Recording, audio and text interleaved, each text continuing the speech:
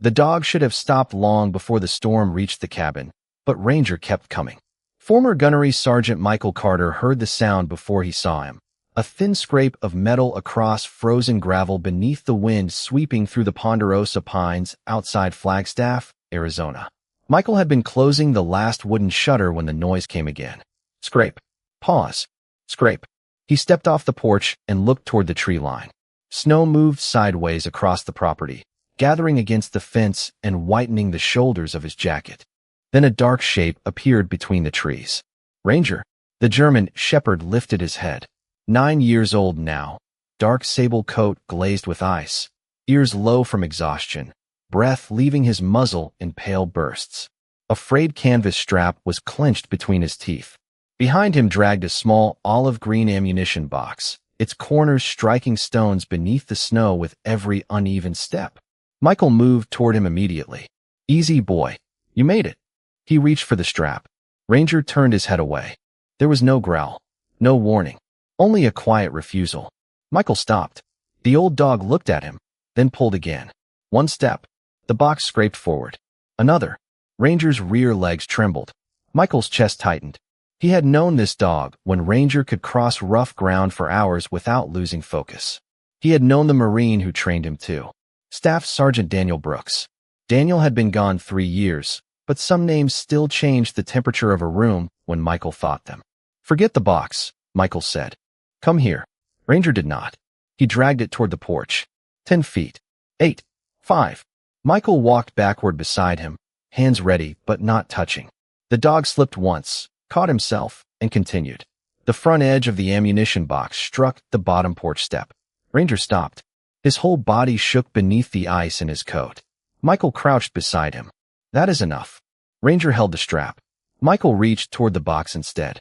The instant his palm touched the cold metal lid, Ranger released it. His legs folded. Michael caught him before he settled into the snow. I have you. He pulled off his heavy jacket and wrapped it around Ranger's body, then lifted the dog against his chest. The ammunition box remained at the step. Michael did not look back.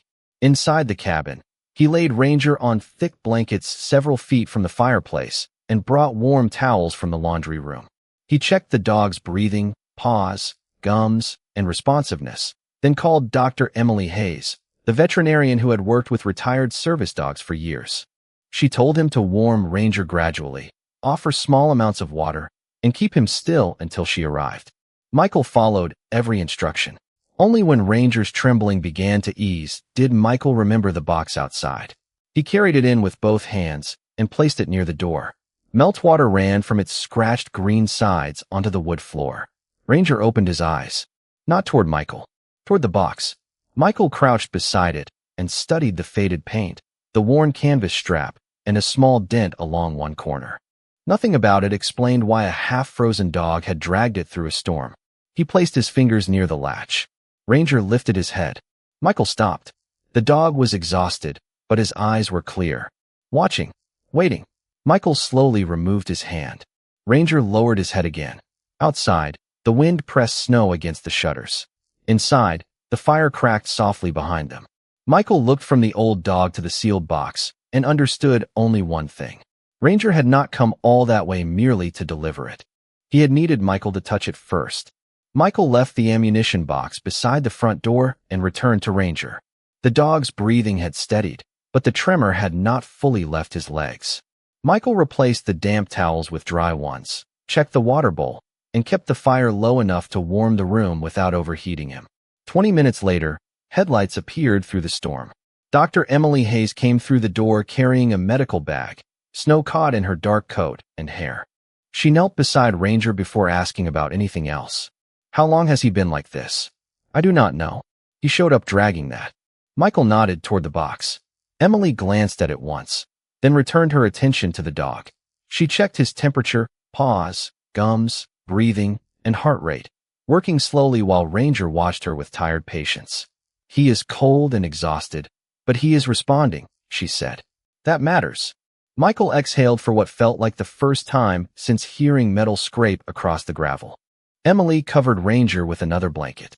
No walking unless he chooses it, and even then, only a few steps. Michael nodded. He moved the ammunition box farther from the wet entryway and placed it near the fireplace. Ranger's head lifted immediately. His ears came forward. Michael stopped. "What is it?"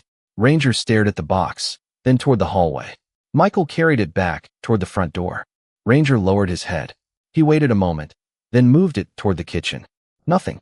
Toward the fireplace again. Ranger became restless. Michael frowned. "You were watching where I put it." Emily looked over. "Try the hallway." Michael lifted the box and turned. Ranger's ears rose before Michael had taken 2 steps. At the far end of the hallway stood a door Michael rarely opened. The room beyond held what remained of his years in the Marines. Uniforms he no longer wore, old photographs, training equipment, and several boxes Daniel's family had asked him to keep after the funeral. Michael had closed that door almost 3 years earlier and learned to walk past it without looking. He carried the ammunition box halfway down the hall. Ranger pushed his front paws beneath him. Emily immediately raised a hand. "Easy." Ranger stood anyway. His legs were unsteady, but his attention was fixed on the closed room. Michael moved the box 1 step backward. Ranger stopped. Forward again. Ranger followed. Michael felt the old instinct return, the one Daniel had spent years sharpening and training. Pattern before assumption. Repeat before conclusion. Michael carried the box back toward the living room. Ranger turned his head away from the hallway and settled. Michael waited several seconds. Then he lifted it and walked toward the closed door again. Ranger rose. Same response. Same direction. Michael stopped 5 feet from the door. "The box is not where you were trying to go." Ranger looked past him. Emily stood beside the fireplace, watching the dog instead of Michael. "No," she said quietly. "It looks like the box is taking you somewhere." Michael stared at the old brass doorknob. Daniel's belongings waited behind it, untouched through 3 Arizona winters. Michael had always told himself there was no reason to open that room. The past had already taken what it wanted. Ranger took 1 careful step forward, then another, until he stood beside the ammunition box. He touched the side of it with his nose and looked directly at Michael. No bark, no command, just a look that carried the discipline of something learned long ago. Michael reached for the doorknob. Before his fingers touched it, Ranger turned his head toward the wall beside them, where an old framed photograph hung beneath a thin layer of dust. Michael followed his gaze. 3 figures stood in that picture. Daniel, Michael, Ranger. And for the first time that night, Michael understood that the hallway was not the destination either.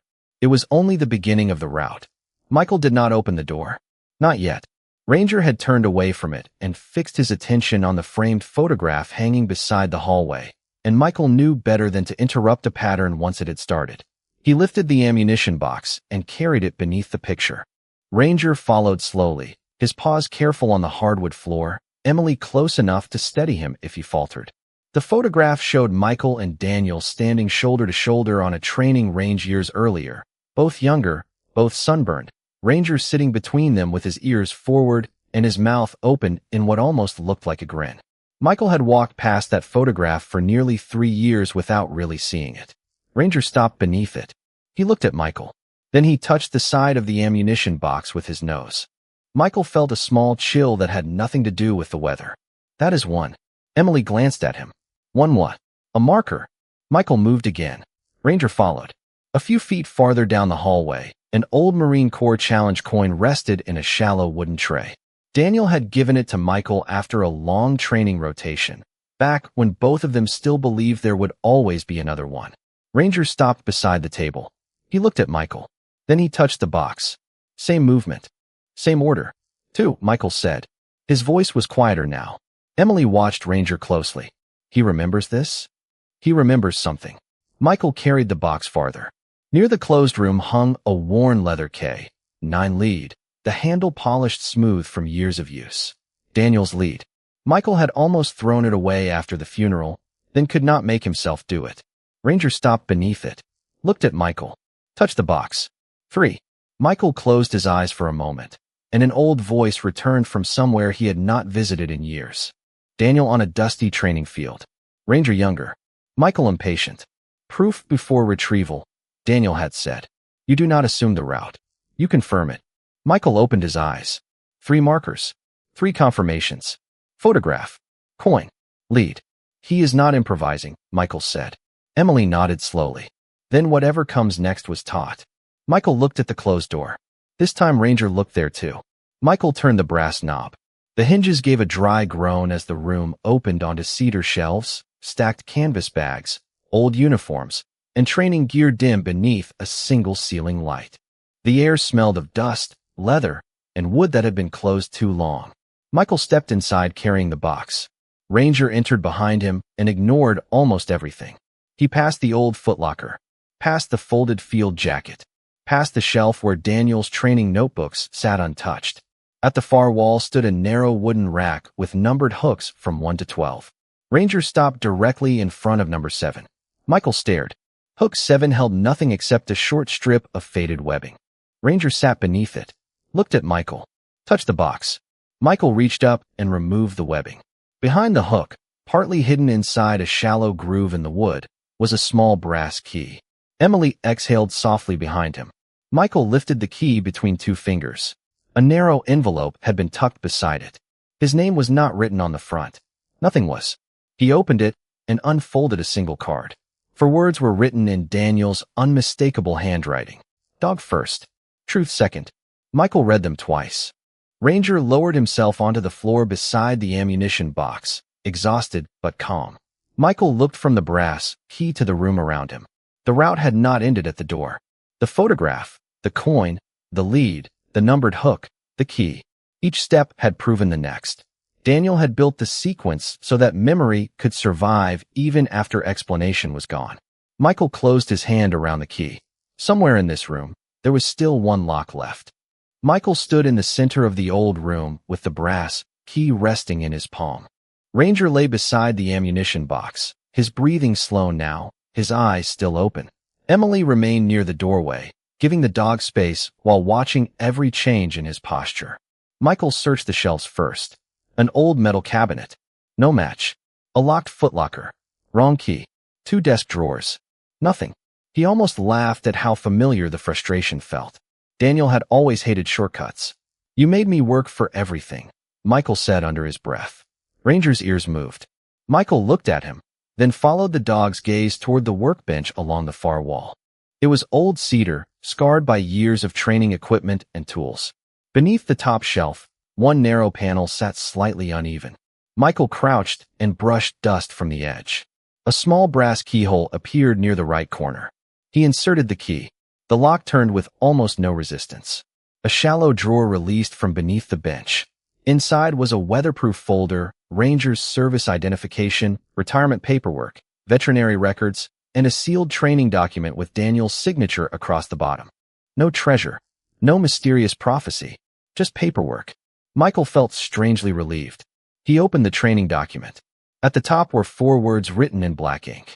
Find. Carry. Carter. Wait. He read them again. Emily moved closer. What does wait mean? Michael turned the page. The answer was listed beneath the sequence in Daniel's precise handwriting.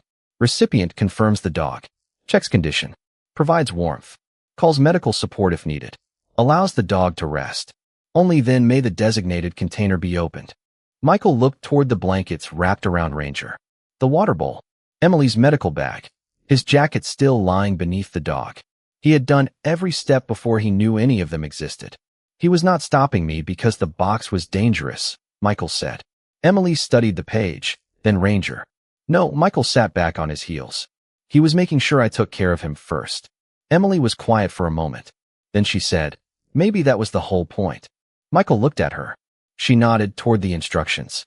He was not testing whether you could follow directions. You did not know the directions. Michael glanced at Ranger. Then what was he testing?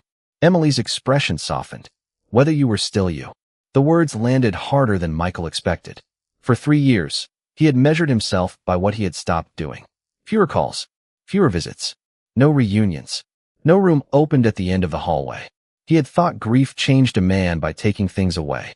Daniel had apparently left behind a test built on what grief could not take. Michael had seen a freezing dog and forgotten the mystery. He had chosen warmth before answers. Ranger lowered his head onto the blanket. His eyes closed. For the first time since entering the cabin, he was no longer watching the ammunition box. Michael noticed immediately. The sequence was finished. Emily noticed too. I think he is done. Michael reached into the hidden drawer again and found one more sheet beneath the retirement records. It listed the old training property Daniel had used years earlier, along with a contingency retrieval location and Michael's surname written as the designated recipient. Everything was practical. Every step had a reason. Daniel had not predicted a storm or a date. He had simply prepared for the possibility that Ranger might someday need a path back to someone he trusted. Michael stood and carried the ammunition box into the center of the room. The scratched metal felt colder than the air around it. He knelt beside Ranger and rested one hand on the lid. No movement. No paw across the latch. No silent warning. Michael looked at the sleeping dog, then at Daniel's handwriting one final time. Dog first. Truth second. He placed his thumb beneath the latch and lifted. The latch gave with a soft metallic click. Michael lifted the lid slowly, and the smell of cold steel, canvas, and old paper rose from the box. Everything inside had been packed with the same careful order Daniel had used for gear inspections. A pair of dog tags rested along the left side. Ranger's faded service patch lay beneath them. There was a sealed envelope, a small digital recorder wrapped in cloth, a woven bracelet made from blue and tan thread, and a photograph placed flat against the bottom. Michael reached for the photograph first. The girl in the picture stood beside Ranger near a community center window, younger than she would be now, maybe 8 or 9, one hand resting against the dog's shoulder. Ava Brooks, Daniel's daughter. Michael remembered her in pieces. A bright laugh in a hallway. Purple sneakers. A paper cup of lemonade held with both hands. He remembered Daniel complaining that she asked too many questions and smiling every time he said it. Michael almost set the photograph down. Then something in the window reflection behind Ava caught his eye. A Marine stood about 20 feet away near the edge of the room. Thin, tired, shoulders square only because habit demanded it. Michael. He stared at his younger face in the glass. He remembered that day now. Family day. Too many voices. Too many people asking if he was glad to be home. He had spent most of the afternoon carrying folding chairs, filling water coolers, checking doors, finding small jobs that kept him from having to answer. In the photograph, Ava was not looking at the camera. She was looking past it. At him. Michael's breath left him. His knees touched the floor before he realized he had moved. Emily took one step forward, then stopped when she saw he was not hurt. Michael. He raised one hand, asking for a moment. The room had gone strangely quiet. Ranger slept beside the blankets, unaware of the picture shaking slightly between Michael's fingers. He turned it over. Daniel's handwriting covered the back. Family day. Ava saw what I missed. Michael swallowed and reached for the bracelet. It was small, clearly made by a child, the thread uneven in places, one end tied twice where someone had corrected a loose knot. He had never seen it before. Or maybe he had, and simply never known it was meant for him. The recorder suddenly felt heavier in his hand. He pressed play. Static. Then Daniel's voice. If you are hearing this, you finally opened the box the right way. Michael closed his eyes. Daniel continued. Now look at the photograph. Really look. Michael did. Ava's face was turned toward the reflection. Toward him. That was the summer after you came back, Daniel said. You thought nobody noticed how hard you were working to look normal. Michael lowered his head. Emily stayed silent. Ava noticed. The recorder paused for a breath. She asked me why you helped everybody in the room, but never let anybody help you. Michael's fingers closed around the bracelet. Daniel gave a quiet laugh through the speaker. I told her adults were complicated. She told me that was a bad answer. For the first time that night, Michael smiled, though his eyes had filled. Later, she made that bracelet. She wanted Ranger to carry it over to you. I stopped her. Michael looked at the sleeping dog. I told her you were not ready for people making a big deal out of you. She looked at me and said, then keep it until he is. The fire crackled faintly in the next room. Michael stared at the tiny woven threads resting in his palm. Daniel's voice softened. I thought there would be a better day. There is always supposed to be a better day. Michael breathed in slowly. Turns out we do not always get to choose when people are ready. Sometimes we just choose whether to leave the door open. The recording clicked into silence. Michael remained on his knees, not because the box had contained anything valuable, but because a child he had barely noticed had seen him clearly at the exact moment he had believed himself invisible. Michael stayed on the floor long after the recorder went silent. The bracelet rested across his palm, light enough to weigh nothing and heavy enough to pull 3 lost years into the room. Emily checked Ranger again, while Michael turned the photograph over and read Daniel's note one more time. Ava saw what I missed. He understood the words differently now. Daniel had not missed that Michael was struggling. He had missed how clearly a child had seen it. Michael pressed play again. There was another recording. Daniel's voice returned, quieter this time.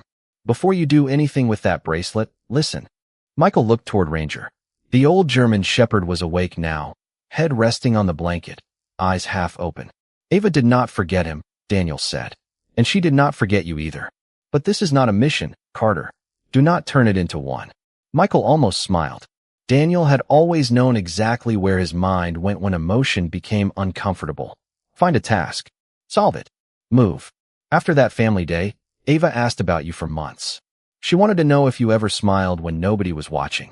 She wanted to know whether Ranger still visited you. She kept asking if I had given you the bracelet. Michael closed his fingers around the woven thread. I kept telling her not yet. Daniel paused. Maybe I was protecting you. Maybe I was protecting myself from admitting that my kid understood loneliness better than I did. The fire shifted in the next room. Emily sat quietly beside Ranger. Then life moved. Daniel continued. Her mother took a job farther north. School changed. Visits changed. Ranger retired. Everybody went somewhere different. Michael stared at the photograph. Ava had been a child then. She would be 12 now. If you are hearing this years from now, do not assume she wants anything from you. Do not show up at her house. Do not make her responsible for what this means to you. Michael lowered his eyes. Start with Ranger. Then find out whether she wants to remember with you. The recorder clicked off again. Michael reached for the retirement file in the hidden drawer. Near the back was an updated placement notice. Ranger's longtime caregiver had entered long-term care less than 2 weeks earlier. The retired military working dog organization had transferred Ranger temporarily for reassessment. The location stopped Michael cold. An old training property west of Flagstaff. Daniel had used it years before. Michael turned another page. Maintenance access had been opened that afternoon to clear snow from a rear retrieval bay. Inside that bay was the designated contingency storage area listed in Daniel's instructions. The green ammunition box had been kept there. A service gate had also been left open during snow removal. Emily read over his shoulder. That explains how he got out. Michael nodded slowly. The next line explained even more. The property sat just over 1 mile from Michael's cabin. Years earlier, Daniel had used Michael's place as an endpoint during retrieval drills because the trail between the two properties crossed open forest and quiet service roads. Michael looked toward Ranger. You knew the route. Ranger blinked once. No miracle. No impossible instinct. A familiar training ground. An open bay. A remembered object. An old route ending at a man Daniel had chosen years before. Michael felt something inside him settle. Ranger had not wandered through a storm hoping to find help. He had followed training until training became memory, and memory had carried him home. Michael picked up the bracelet again. The final mystery was no longer how Ranger had found him. It was whether the girl who made those uneven blue and tan knots still remembered why she had tied them. Michael did not call Ava. Daniel had warned him against turning memory into an assignment, and for once Michael listened before acting. The next morning, the storm had passed, leaving the Arizona high country washed in white beneath a hard blue sky. Emily returned Ranger to the retired military working dog organization for observation, and Michael followed in his truck with the ammunition box secured on the passenger side floor. Ranger slept most of the ride, his head against a folded blanket, the old dog finally allowing someone else to carry what remained. At the facility, staff reviewed the contingency file, the training route, and Daniel's instructions. No one treated the box as authority over Ava. No one treated Michael's grief as permission. A veteran family services coordinator agreed to contact Ava's mother privately and explain only what was necessary. Michael asked for no address, no phone number, no promise. Tell them Ranger is safe, he said. Tell them Daniel left something connected to Ava. Then let them decide. The coordinator nodded. Michael went home and waited. Waiting had never been one of his skills. On the first day, he cleaned the mud from the old leather lead. On the second, he repaired a loose hinge in the storage room that had bothered him for years. On the third, he opened the curtains in that room and let winter sunlight touch Daniel's old photographs. The ammunition box stayed closed on the workbench. The bracelet stayed in Michael's pocket. Ranger improved steadily. Emily sent updates. He was eating, walking short distances, sleeping without shivering. By the fourth afternoon, he had apparently stolen a tennis ball from a basket and carried it to one of the staff members. Michael laughed when he heard that, surprised by the sound of it in his own kitchen. The coordinator called near sunset on the fifth day. Michael stepped onto the porch before answering. Snowmelt dripped from the roof. The ponderosa pines stood dark against the fading sky. We reached Ava's mother, the coordinator said. Michael gripped the porch railing. All right. She remembers Ranger very well. He closed his eyes. And Ava? A pause. Ava remembers him too. Michael looked toward the distant tree line where Ranger had appeared through the storm. Did you tell her about the bracelet? Only that Daniel preserved something she made years ago. Another pause. She knew what it was before I described it. Michael's hand moved to his coat pocket. His fingers found the uneven blue and tan thread. What did she say? She asked whether you ever got it. Michael said nothing. The coordinator continued gently. Then she asked if Ranger was okay. Michael looked down at the snow near the porch steps. Those two questions, in that order, told him more than he was prepared to hear. We explained that there is no expectation, the coordinator said. No placement decision. No obligation to meet. She understands. Michael swallowed. And she wants to see Ranger. The words settled quietly. No dramatic relief. No answer to everything. Just permission for one door to open. Michael leaned against the railing and watched the last light move across the snow. When Ranger is ready. The following week, Emily cleared him for a short supervised visit. The organization chose a small veteran community center outside Flagstaff, quiet enough that Ranger would not be overwhelmed. Michael drove there early and waited in the parking lot with the bracelet in his pocket.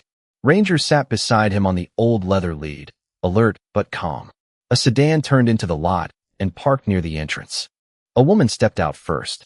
Then a girl, 12 years old, dark hair pulled back, taller than the child in the photograph. Ava stood beside the car and looked across the parking lot. Ranger went completely still. Michael felt the lead loosen in his hand. Ava did not run. She did not call loudly. She simply whispered, Ranger. The old German shepherd lifted his ears. His tail moved once. Then again. Michael looked down at him and realized the next step belonged to neither Daniel nor the box. It belonged to the living. Ranger did not move at first. He stood beside Michael in the quiet parking lot, ears forward, eyes fixed on Ava as if the years between them had narrowed to a single breath. The Veteran Community Center sat behind her, low and simple beneath the winter sun, its flag moving gently in the cold air. Ava's mother remained near the car, giving her daughter room. Michael loosened his grip on the leather lead. Take your time, he said softly, though he was not sure whether he meant Ava or Ranger. Ava took one step forward, then another. She stopped about 8 feet away and crouched, keeping her hands low. Hi, Ranger. The German shepherd's tail moved once. Slowly, then again. Michael felt the lead become lighter in his hand. Ranger walked forward. No rush. No command. Just 3 careful steps, a pause, then 2 more. Ava's eyes filled, but she did not reach for him until he closed the final distance himself. Ranger lowered his head beneath her hand. Her fingers settled into the fur behind his ears, exactly where they seemed to remember going. You got old, she whispered. Michael looked away for a moment, not because the scene was too painful, but because it felt private. When he looked back, Ranger had leaned his shoulder against Ava's knees. She smiled through tears and rested one arm lightly around him. Her mother covered her mouth with one hand. Nobody spoke for several seconds. The silence did more than words could have done. Michael reached into his coat pocket and felt the woven bracelet. He waited until Ranger had settled beside Ava's shoes before stepping closer. There is something Daniel kept for you, he said. Ava looked up. Michael opened his hand. Blue and tan thread lay across his palm, faded but intact. Ava stared at it. Her expression changed from recognition to disbelief, then something softer. You finally got it. Michael almost answered, then stopped. You remember making this? Ava looked at the bracelet, then at him. I remember who it was for. The words landed quietly. Michael lowered himself onto one knee so they were closer to eye level. Your dad said you wanted Ranger to bring it to me. Ava nodded. You looked like everybody kept asking if you were okay, and you kept saying yes. Michael gave a small breath that might have been a laugh. That sounds like me. Ava glanced toward Ranger. Dad said you were not ready. He was probably right. Maybe. She looked back at Michael. But I thought if Ranger gave it to you, you would know somebody noticed. Michael studied the uneven knots. For years he had remembered that family day as noise, folding chairs, paper plates, and reasons to stay busy. Ava remembered a lonely Marine standing near an exit. Daniel remembered a child trying to help him. Ranger remembered a route. Every one of them had carried a different piece of the same day. Michael held the bracelet out. It belongs to you. Ava shook her head. No, it never did. He hesitated. She smiled faintly. Put it on. Michael wrapped it around his wrist. The old thread barely reached, but the knot held. Ranger lifted his head and looked from Ava to Michael before settling again. The program coordinator reminded them that the meeting did not decide where Ranger would live. Ava's mother agreed. Michael did too. There would be evaluations, schedules, home visits, medical decisions, and time. Ava did not argue. Instead, she sat on the floor beside Ranger and began telling him about school as if 3 years had been an afternoon. Michael listened from a chair nearby. The ammunition box was miles away, closed in the cabin. It had done what Daniel intended. It had carried a question far enough for living people to answer it without being told what to choose. By early spring, Ranger no longer looked like the dog Michael had carried in from the snow. His coat had regained its shine, the stiffness in his steps had eased, and he had developed a habit of sleeping wherever the afternoon sun reached the cabin floor. The retired military working dog organization completed its evaluations slowly. Ava and her mother joined every conversation. Emily explained Ranger's age, medications, exercise limits, and the importance of routine. Michael listened. Ava listened harder. Nobody treated affection as a substitute for responsibility. That mattered. Some weekends, Ava visited Ranger at the community center. Other weekends, she and her mother drove to Michael's cabin outside Flagstaff. At first, Ranger greeted her with the alert recognition of an old memory. Then something quieter happened. He stopped treating her arrival like a reunion. He simply expected her. Her backpack appeared beside the couch. Her sneakers rested near the door. Her schoolwork spread across the coffee table while Ranger slept at her feet. Michael began to understand that belonging was not the moment a dog remembered someone. Belonging was what happened after remembering became ordinary. One Saturday afternoon, Ava sat on the floor beside the fireplace, reading while Ranger slept against her leg. Michael stood in the kitchen making coffee for himself and hot chocolate for her. The woven bracelet was still around his wrist. The blue and tan thread had faded even more, but the knot held. Ava noticed him touching it. "You know you can take it off," she said. Michael looked down. "I know. Then why do you keep wearing it?" He carried the 2 mugs into the living room and sat across from her. "Because I spent a long time thinking nobody noticed me back then." Ava lowered her book. Michael smiled faintly. "Turns out I was wrong." She looked toward Ranger. "Dad noticed too." Michael nodded. He did. He just had a different way of showing it.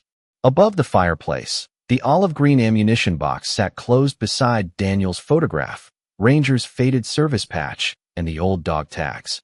No one had opened it since the day Michael found the bracelet. There was nothing left inside that could answer the questions they had now. The final placement decision was still being reviewed. Ava's home was suitable, but Ranger's medical needs and established routine at Michael's cabin mattered too. The program proposed something gradual. Ranger would remain primarily with Michael for the time being, while Ava and her mother became an approved part of his care plan. Weekend visits, school breaks, shared veterinary updates. More time before any permanent change. Ava accepted it without disappointment. "He does like it here," she said. Ranger opened one eye at the sound of his name, then closed it again. Michael looked toward the old storage room door at the end of the hallway. It had remained open since the storm. Sunlight now reached the shelves where Daniel's things had once sat untouched beneath dust. Michael no longer hurried past them. Some memories did not need to be packed away to become bearable. Outside, the last snow had melted from the shaded side of the cabin. Ponderosa pines moved gently in the wind. Ava set her book aside and rested one hand on Ranger's shoulder. Michael lifted his coffee. She lifted her hot chocolate. Between them, the old German shepherd slept deeply, one paw touching Ava's shoe. Daniel had not left instructions for where Ranger should spend the rest of his life. He had left something better than an order. He had made sure nobody who loved the dog would be forced to make that choice alone. The ammunition box stayed closed. The bracelet stayed on Michael's wrist. Ranger kept sleeping, and for the first time in years, nobody in the room seemed to be waiting for somewhere else to feel like home.